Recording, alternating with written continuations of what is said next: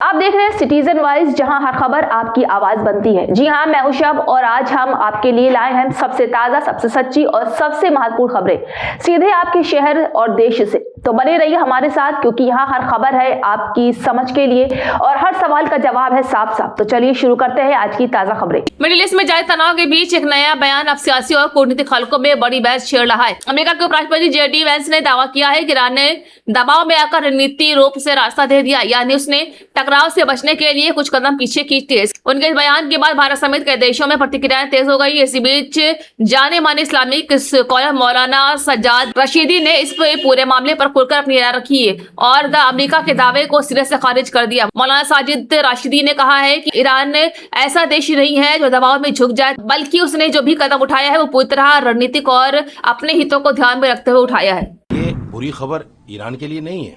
Iran ने तो पूरी दुनिया में ये साबित कर दिया कि जिसको तुम इतना बड़ा समझते थे, इतना ताकतवर समझते थे, वो तो कुछ भी नहीं निकला।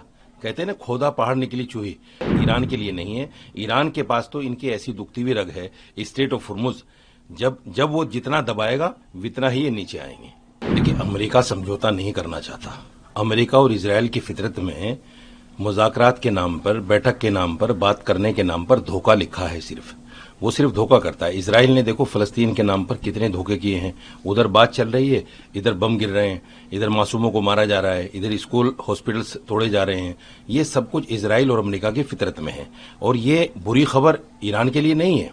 ईरान ने तो पूरी दुनिया में ये साबित कर दिया कि जिसको तुम इतना बड़ा समझते थे, इतना ताकतवर समझते थे, वो तो कुछ भी नहीं निकला। कहते हैं ना, खोदा पहाड़ निकली चूही। तो ये अमेरिका और इजराइल जो है, ईरान के सामने कुछ भी नहीं है। बैठक की शर्त इन्होंने रखी थी, बात सीज फायर की बात इन्होंने रखी थी। ईरान की तरफ से तो सीज फायर की बात नहीं आई, और फिर भी ये नहीं मान रहे। जानबूझकर ये करते हैं कि इधर इजराइल हमला करता रहे और इधर हम बात करने की मेज पर बैठते रहें और ईरान को कहीं ना कहीं नुकसान पहुंचाते रहें। ये प्रोक्सी वार पर उतर आए हैं अभी। इसलिए ये बुरी खबर अमेरिका के लिए है, इजराइल के लिए है, ईरान के लिए नहीं है। ईरान के पास तो इनकी ऐसी दुखती हुई रग है, स्ट्रेट ऑफ हुर्मुज, जब वो जितना दबाएगा उतना ही ये नीचे आए। देखिए, जिस वक्त ये 10 शर्तें बाहर निकल कर आई थी, मैंने पहले ही कह दिया था कि 2-3 शर्तें ऐसी हैं। एक तो न्यूक्लियर प्रोग्राम को मानना, एक स्टेट ऑफ हुर्मुज को ईरान को देना। ये ऐसी शर्तें हैं, अमेरिका इनको कभी तस्लीम करेगा नहीं, क्योंकि पूरी दुनिया के सामने उसने यही बात रखी थी ईरान पर हमला करते हुए कि इसने न्यूक्लियर प्रोग्राम बना लिया है और ये न्यूक्लियर पावर बनना चाहता है, इसलिए हम इसको नष्ट करना चाहते हैं। आज वो कैसे मान लेगा इस बात को? इसलिए ये बातें सिर्फ महज बातें ही रहेंगी, इस पर कोई सहमति नहीं बन पाएगी और ये जंग अभी और जारी रहेगी, लंबी जाएगी। हालांकि ईरान ने फिर भी आज 6 बजे की प्रेस कॉन्फ्रेंस के बाद, जब उपराष्ट्रपति ने कहा अमेरिका के कि ये बुरी खबर है, उसके बाद में उनका नरम रवैया था। वो चाहते थे कि फिर बैठा जाए, लेकिन ये लोग नहीं बैठना चाहते, जानबूझकर दगाबाजी की बातें करते हैं। कहां से जीत हासिल कर चुका है? जो आदमी घुटनों पर आकर ये कहता हो कि सीज फायर कर लो, जो आदमी सीज फायर की बात करता हो, जो आदमी 2 लोगों को बीच में डालता हो, पाकिस्तान जैसे मुल्क को, पाकिस्तान जिसकी कोई औकात नहीं, कोई हैसियत नहीं, ऐसे मुल्क को आपने सीज फायर के लिए बीच में डाला है।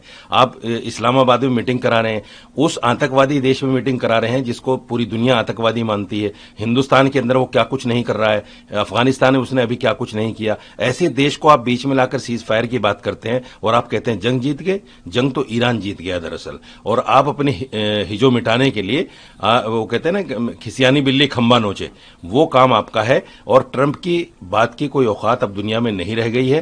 ट्रंप को सब लोग समझ गए हैं। चीन बराबर भेजता है, रूस बराबर भेजता है और नॉर्थ कोरिया बराबर भेजता है।